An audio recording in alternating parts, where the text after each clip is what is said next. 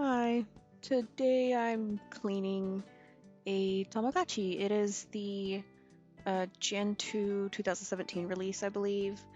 This is how I received it. I don't understand why it has paint on it. That's There's no reason to have paint on it. But yeah, you'll see that I get that cleaned up. But you can see here it's the 2017 version, so it's not super old. It's still, couple years old. So to clean it, I just took a Q-tip with some rubbing alcohol, started wiping. I was not hopeful because I had no idea what it was. I didn't know if it was paint, some kind of weird silicone or whiteout. But you can see that it kind of starts to come off here a little bit. I was really worried it wasn't, but it was really exciting when it started coming off. So you can just see that it didn't take much pressure to do this. Just kind of lightly rub it with the Q-tip, and it just started kind of coming up. I'm guessing it's acrylic paint. I don't know. I've worked with acrylic paint a lot, um, and it kind of has the same kind of consistency. I guess when it's dry, I really don't know what it is or why. But yeah, I went ahead and sped this up so you didn't have to watch me for it. It took a solid 30 over 30 minutes, and like 6 or 7 Q-tips and a lot of rubbing alcohol to get this clean. So there we go. You can see I've got most of it cleaned up here. Yeah, it took a lot of work, but there was a little bit on the backside. The backside was pretty clean. What you saw there was just that was all that was on the backside. More capacitor here. I don't know. It's like it's not sticky or anything. It's just like paint. I don't know how to explain it. There's no reason why it would even be on there in the first place. I really don't know. I was worried about the whatever it is, the paint, I guess, in those little parts there where that's basically what powers the little screen. Um, I was worried it wasn't going to work, but here you can see, ta-da, all clean. I did the best that I could. It's almost mostly gone, but there's still a little bit, those tiny, tiny bits there. But I got most of it, which was really good. So I just took a couple more Q-tips and some more alcohol and just kind of cleaned up the shell a little bit. Um, just to kind of make sure there's no dirt or anything icky on it. It was pretty clean when I got it, other than the uh, weird paint job. But it wasn't that dirty. It's just I always clean my Tamagotchis with a little bit of alcohol. I thought this was like nail polish or something on the inside, so I rubbed it a little bit. But I think it's just from the factory paint. It kind of looks, what's the word, like airbrushed on. I think, yeah, trying to scrape it off, it did not budge. So yeah, it's definitely different from how they used to do the older shells.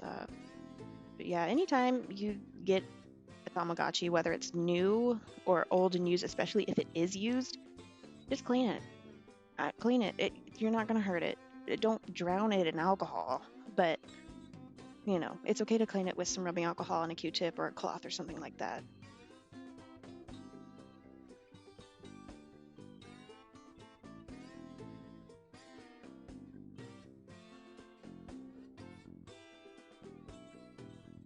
That's a little reset button. It's tiny, so you can see where it kind of pops into place here. And then you just snap it, and there's your reset button, and then it presses against the key on the board.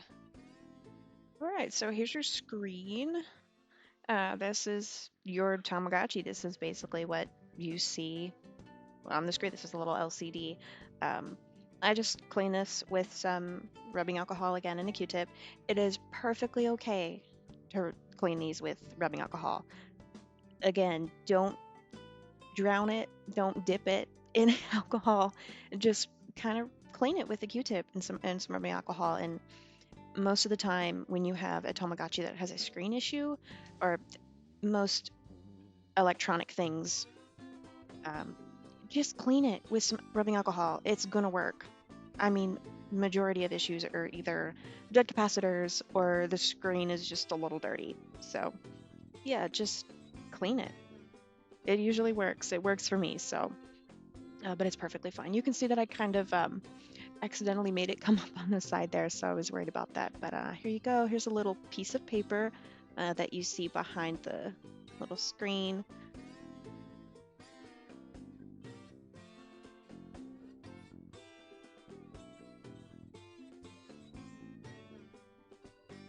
So I'm just taking a little plastic, I guess the screen protector, because this really isn't the screen.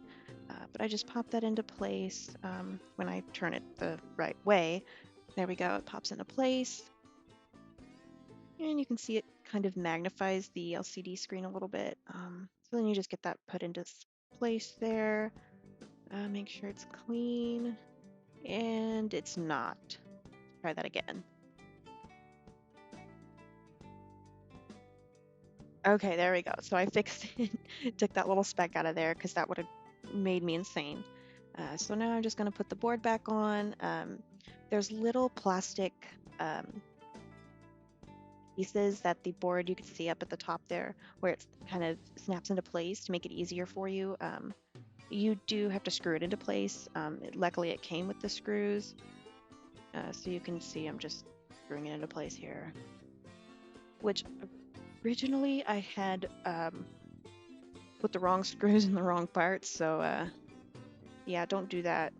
Make sure you know where you're putting your screws before you start putting it together, because then you're going to have to take it apart and put it together, take it apart and put it together. But I just put the reset button into place, and then I start getting it put back together here.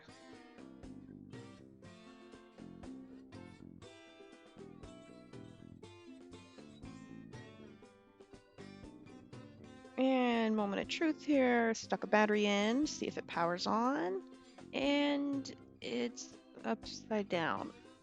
Okay. Yeah, let's fix that.